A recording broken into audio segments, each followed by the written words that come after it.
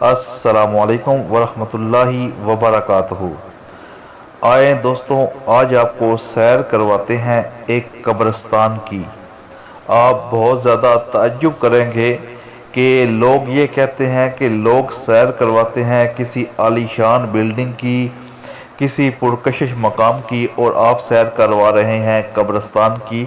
तो ये सैर आपको करवाना बेहद ज़रूरी था। अगर आप लोग पाकिस्तान के अंदर रहते हैं या आप लोग बैरूनी ममालिक के अंदर रहते हैं तो आप लोगों ने इस वीडियो को ज़रूर देखना है, क्योंकि इसके अंदर आपको एक ऐसी इंफॉर्मेशन मिलने वाली है जो कि आप कह लें कि आपका गुनाह और सवाब का दारोमदार जो है वो उस इंफॉर्मेशन के ऊपर है। अगर आप लोग इस वक्त देखें तो ये कब्रिस्तान के अंदर मुख्तलिफ किस्म की कब्रें जो हैं वो मौजूद हैं। आप लोग देखें नबी करीम सल्लल्लाहु अलैहि वसल्लम ने क्या फरमाया। तो नबी करीम सल्लल्लाहु अलैहि वसल्लम का इरशाद करामी है कि आप लोग अपनी जो कब्रें हैं उनको पक्का ना करो। तो हमारे पाकिस्तान के अंदर क्या चल रहा है आप लोग खुद देख सकते हैं। ये एक छोटा सा गांव है और उसके अंदर एक कब्रिस्तान है, तो उसका ये मंजर जो है वो आप लोग देख सकते हैं। कितनी ज़्यादा कब्रें जो हैं उनको पक्का किया गया है।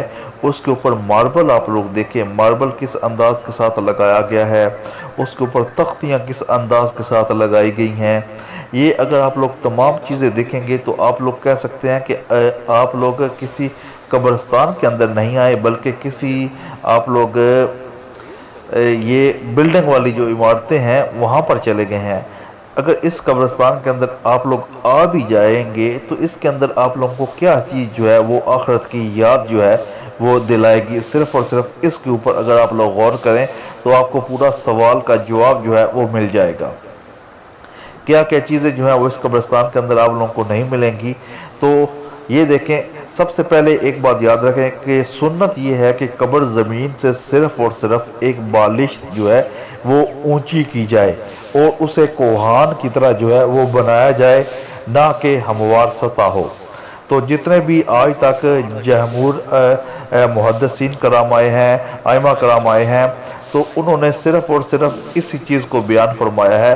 और इसकी दलील सही बुखारी के अंदर मौजूद है कि सही बुखारी के अंदर मौजूद है नबी करीम सल्लल्लाहु अलैहि वसल्लम ने की जो कब्र मुबारक थी उसको कोहान की शक्ल के अंदर बनाया गया था।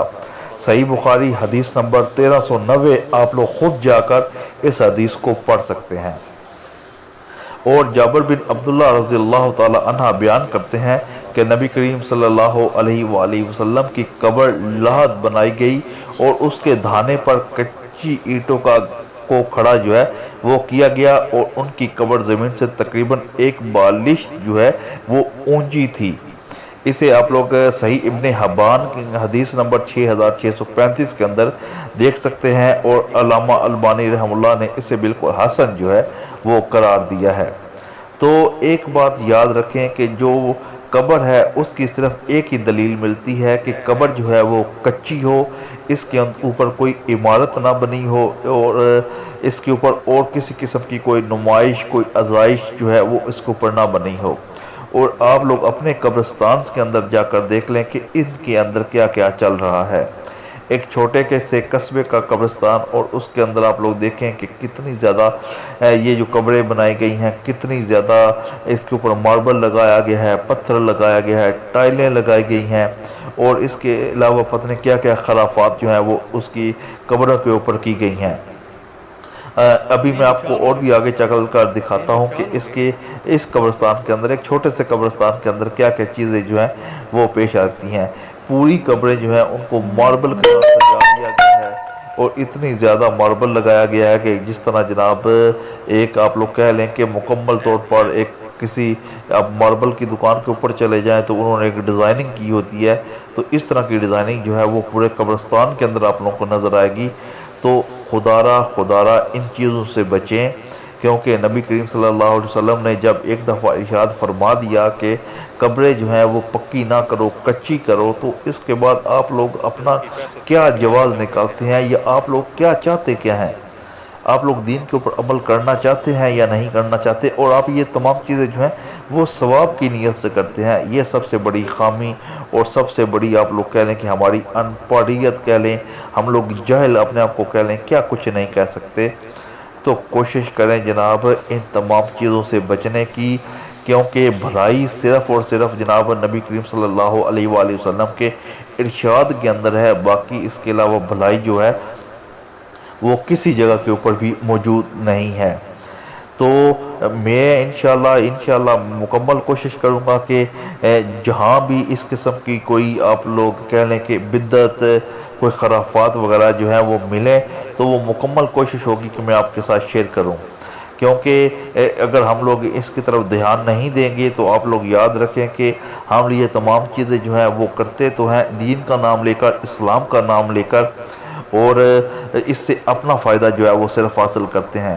کیا چل رہا ہے کہ آپ کے پاس پیسہ ہے، آپ کے پاس بہت زیادہ مالیت کا پیسہ ہے، تو آپ لوگ جناب وہ پیسہ جو ہے وہ اپنے ماں باپ کی قبر کو پکی کروانے کے لیے، اپنے عزیزوں کی قبروں کو پکا کروانے کے لیے ان کے اوپر رنگ کرنا شروع کر دیتے ہیں۔ پتہ نہیں کیا کچھ آپ لوگ نہیں کرتے، کیا صرف آپ لوگ پیسہ شو کرتے ہیں اور اس کے علاوہ کچھ شو نہیں کر سکتے۔ تو کوشش کریں اس شرک سے بچیں، اس غلو سے بچیں، ان تمام چیزوں سے بچیں، ورنہ ایک وقت ایسا آئے گا کہ ابھی وہ وقت بلکہ آ چکا ہے کہ مرنا جو ہے وہ شادی سے زیادہ مہنگا ہو گیا ہے۔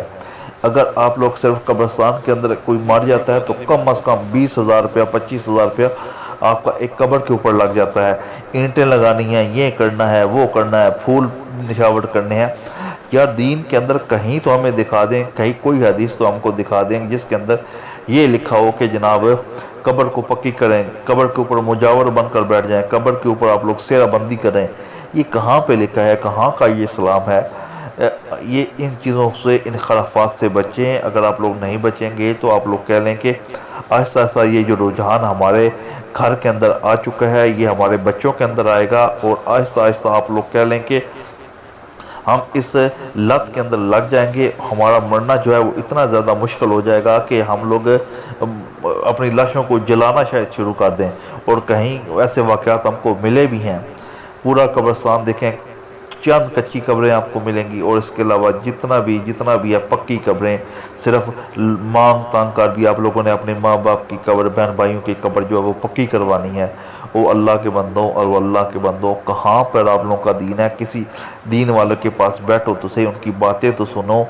یہ صوفیاء جو ہیں یہ ان کے پاس بیٹھنا چھوڑ دو، یہ ملنگ جو ہیں ان کے پاس بیٹھنا چھوڑ دو۔ یہ آپ کو صرف اور صرف بدنام کریں گے اور آپ کو صرف اور صرف دین سے دور کریں گے، وہاں سے آپ کو دین کہیں سے بھی نہیں ملے گا۔ تو مہربانی کریں، آپ کو میں انشاءاللہ کوشش کروں گا کہ اس طرح کی جو ویڈیوز ہیں وہ بنا کر آپ لوگوں کے ساتھ شیئر کی جائیں کہ پاکستان کے اندر یہ جو قبرستان ہے ان کے اندر کیا کیا کھیل چل رہا ہے، کیا کیا ان کے اندر ہو رہا ہے۔